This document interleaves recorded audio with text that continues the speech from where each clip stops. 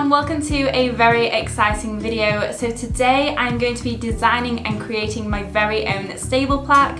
So I'm here with Natalie, who is the owner of Ella's Reflection, and she makes bespoke and personalised amazing stable plaques, and I'm going to bring you guys on the journey as we go from designing them, choosing the pictures and the text and everything for my stable plaque for Smokey, because as you know he doesn't have one yet, so we're going to be making that today.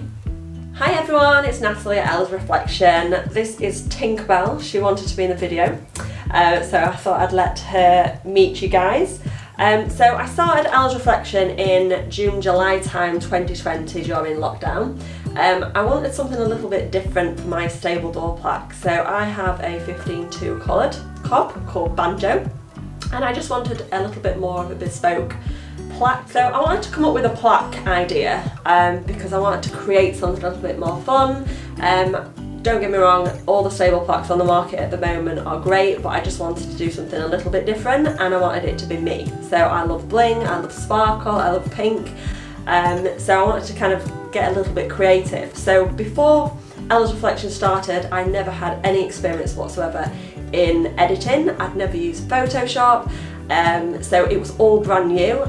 I spent so many hours up at 2 AM in the morning trying to kind of figure this out, but luckily I stuck with it and I'm so glad I did. So today I'm going to be creating my very own plaque for Smokey, and I'm very excited to see how it turns out. So these are just a few of the examples of Nat's work. So there are some that are just names, or you can have photos on as well, but we'll take you through the designing process now. Okay, so as you've seen, we've got lots of designs available, so it's up to you which photo you'd like me to use. So the better the quality of the picture, the better the quality of the image on the plaque is going to look. Yeah. If you send me something that's quite blurred, the picture is going to be quite blurred on the plaque. So you've sent me this picture here. Yeah, our cross-country photo. Are you wanting a headshot, or are you wanting the whole of Smokey, or Smokey and yourself in there as well? I'd like Smokey and me. Like, I'm not too bothered about the back end, just, you know, I think the front will look quite nice, sort of like at the side of his name. That'd be brilliant. No problem. So we're going to edit this out now. So what I'm going to do is I'm going to crop you and Smokey out. We'll put a little bit of a brightener on there as well, just so he stands out on the plaque, and then we'll come to the text. So Natalie explained to me that actually it's the editing process, so editing the photos onto the plaque is the most time consuming part. So what she does is she uses various specialist software to remove the background, to crop the image out, and to edit it so that it's looking the best it can possibly be to be then printed onto the plaque. Now this can take quite a bit of time, anything from 10 minutes if it's a really easy one, or some she says if it's really intricate it can take up to about an hour's work just to get the photo ready to be printed. And so once the image is ready, it's then time to move on to the text. Okay, so we're going to now get the template ready for the plaque. So I'm going to create that now quickly. So as standard, I use 3 fonts. The most popular one I would say is font 3, which is my font with the stars around it. Yeah. It's very fun. It's a little bit different. It's not like a standard text that you might see on a door plaque. Yeah. So what would you like to go ahead with Smokey? Font 1, 2 or 3?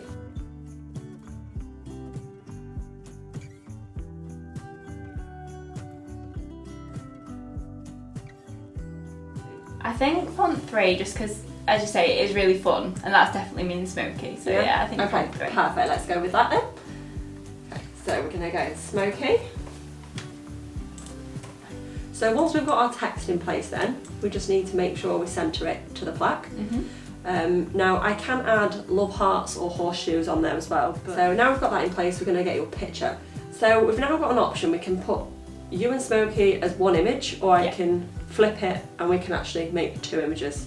Oh, more Smokey, yeah, we'll go 2. Yeah, you want 2 images? Double as Smokey. No problem. So I'm just going to make him a little bit smaller then, because he is quite large on that image. I think that's a nice size. Yeah. Or do you want to go a little bit bigger? Maybe a little bit bigger. Like a 75. I've got a picky customer. It's got to to be No, perfect. it's good. No, it has to be perfect, and that is one thing about myself. I am a perfectionist, so I've seen her stable. I can, yeah. OCD. Yeah, a little OCD, but if it's not right, if I'm not happy with it, then it won't be going anywhere. I've got to be happy with it, So the thing is with two is just making sure obviously we've got them lined up pretty well, otherwise you are going to see that. Okay, so that is how your plaque Oh, I love it. will look. Yeah, no, that's brilliant. Okay. I love it. So once the design has been created, it's time to print it. So Natalie makes her plaques using sublimation. So sublimation is basically a printing process. So first you print out the design onto special paper, which has a specific ink. And this ink turns into a gas when under heat. Nat's going to explain this a bit further to you later, but basically the first step is just that we firstly print out the image, and it looks like sort of a normal printer at first, but it's really not.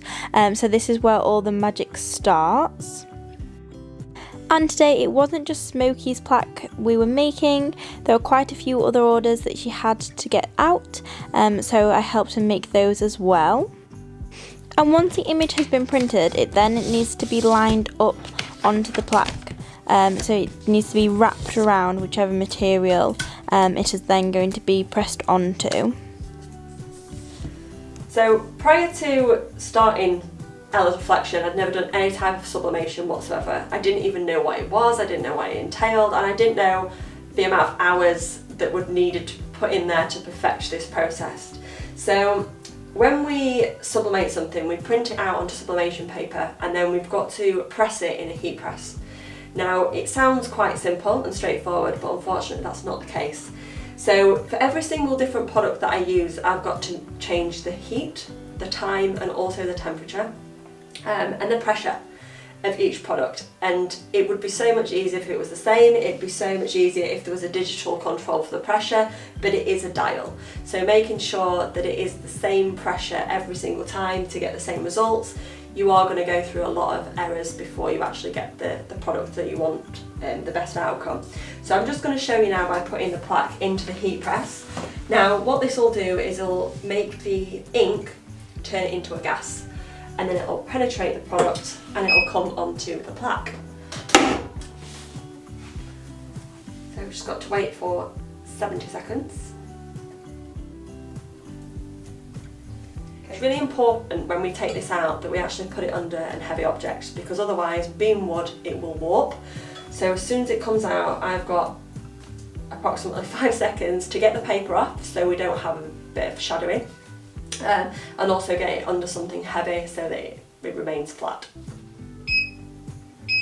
The countdown. This is the exciting bit. Okay.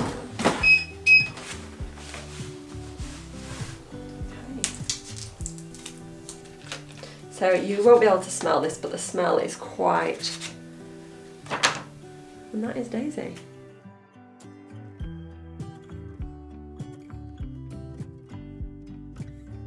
So that's the sublimation process, guys, and as Nat said, they go under something heavy afterwards to stop the wood from warping because of the heat. So it looks really simple and straightforward, but it's actually really complicated when Nat talks through all of the hours and hours of work she's put in to perfect these. But as you can see, every single one now turns out absolutely amazing, and you know, they're just so original and very different to all the other plaques on the market I found, which is why I wanted Nat to create one for Smokey.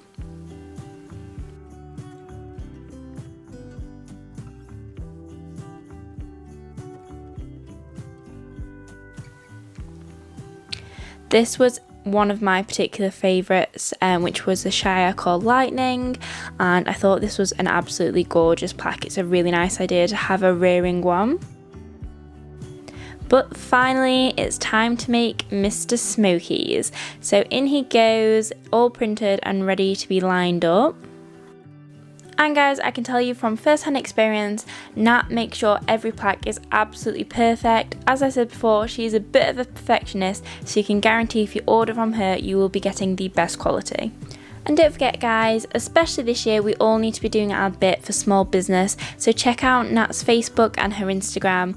She's also on Etsy, and you can order either by messaging her or going on her Etsy store. Again, everything will be linked below. Smokey's cooking.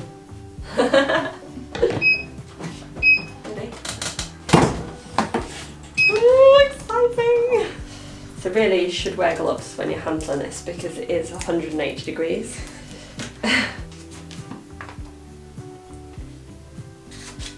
And that's it, that is Smokey's plaque. I am so excited to get this up in his stable. I absolutely love it. Let me know in the comments below what you think of it. Would you have done anything different? I'm so happy with the way it turned out. So thank you so much to Nat for making this for me. Check out Ella's Reflections guys, because honestly I'm in love with this plaque. So guys, that is the end of the video, but before you go, Natalie's got a little present for you all. Okay, so as a thank you for watching this video, I'd like to give you all 10% off any future orders of any plaques that you want to order.